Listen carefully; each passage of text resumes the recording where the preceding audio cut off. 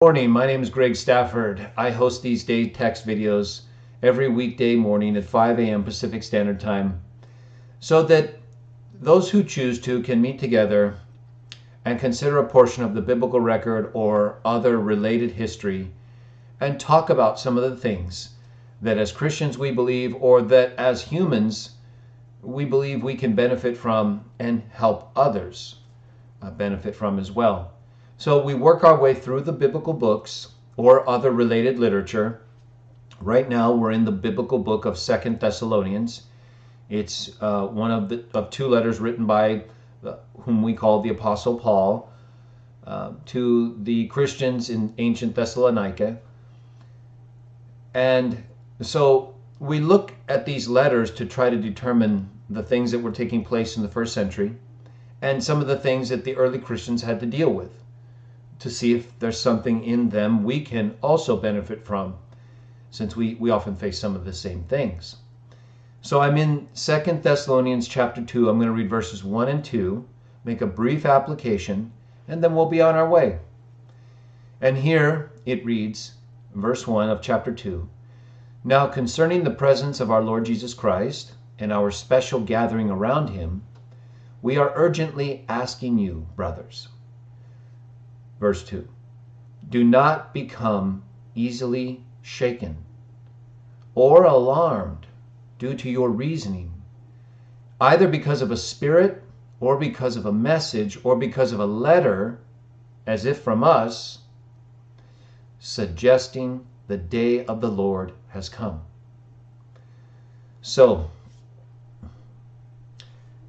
he highlights this idea of people getting shaken and alarmed. And when you think of being alarmed, what do you think of? Something, maybe somebody breaking into your house. Maybe you go out to your car in the parking lot and you can't find it, it's not there. You get alarmed. That feeling of alarm strikes you. Something's wrong. And it can destabilize you. It can shake you loose from your powers of reason to be able to deal with a situation rationally instead of emotionally, hyper emotionally. But when people today, or in times past, like here in the first century, he's talking to them, promote this idea that the day of Jah or Jesus has come or is here, or that, like the Watchtower Society teaches, we're in his presence and that he returned in 1914, and so we're in this sort of end time countdown. None of those things have anything to do with Christianity. None of them. Anyone who tells you these are the last days, or Armageddon is around the corner, or they identify themselves as a group like the great crowd that isn't even here yet, right? Because the great crowd of Revelation 7 appears after the tribulation. Well, they come through the great tribulation. So they're at the tribulation, they come through it. But we haven't done that yet. And you have the Watchtower Society identifying all these people as if they've already come through the great tribulation.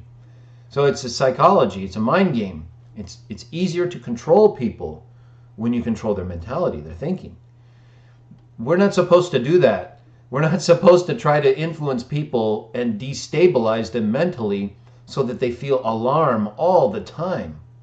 If you were ever associated with the Watchtower, you often felt alarm because it's all they really talk about is this pending destruction of the world, which we believe the evil world in opposition to Jah will eventually be destroyed.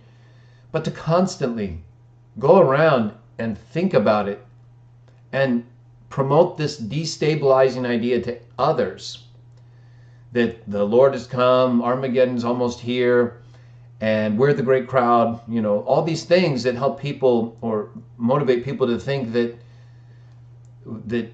they need to change their conduct right now because we're so close. You don't want to mess around.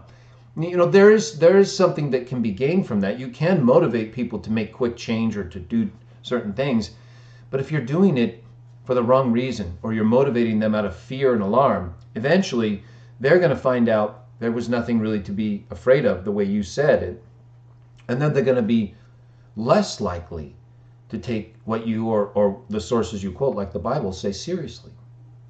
So that's why we're not supposed to talk like that. We're not supposed to go around shaking people and alarming them and destabilizing their ability to reason.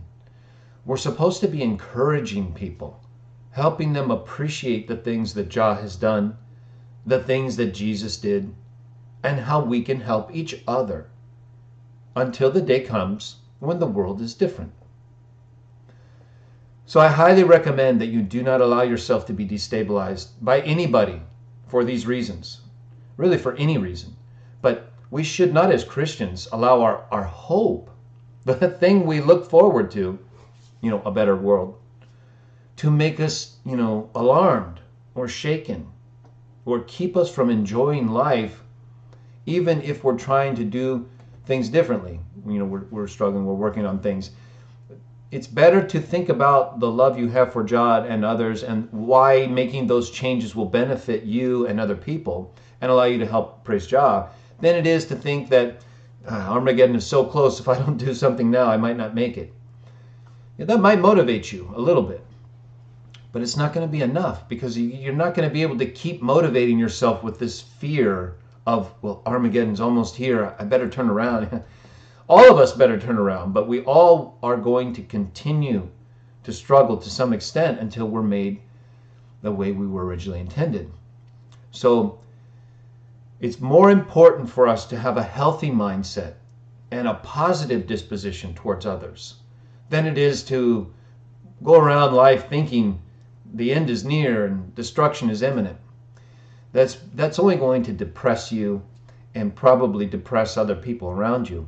It might motivate some, true, but again, do you think the motivation will last? Is fear the kind of motivation you think is going to stick with a person and help them when they really need it? I think love would be better to use to try to motivate somebody. Love for the truth, love for Jah, love for Jesus, love for each other. These are powerful motivating forces that don't have any of the alarm or destabilizing effects that constantly thinking that the end is coming can have. So it's good for us to keep in mind. And if you meet people like from groups like the Watchtower, just know this is constantly on their mind. And if you really want to help them, you listen to them, talk for a little bit, and then try to share with them this idea that we don't want to be too quickly shaken or alarmed. And you appreciate the warning. But there's a better way that we believe we can help others. And that's by teaching love for Jah, Jesus, and our fellow humans. So either way, however a conversation like that might go for you, do the best you can to project your belief, your faith, not your fear. All right, I'm going to go ahead and post these texts along with the video. I'll embed it right in the discussion in case you want to look at it. And then tomorrow we have our Saturday live discussion talk show. It's going to be about Christmas. I'll take questions. We'll talk about anything having to do with the origin of Christmas, the biblical teaching and accounts about Jesus' birth, the account about his birth, and then the things that have developed since that time. So feel free to post your questions and we'll talk about it, and then I'm sure it'll be a good show.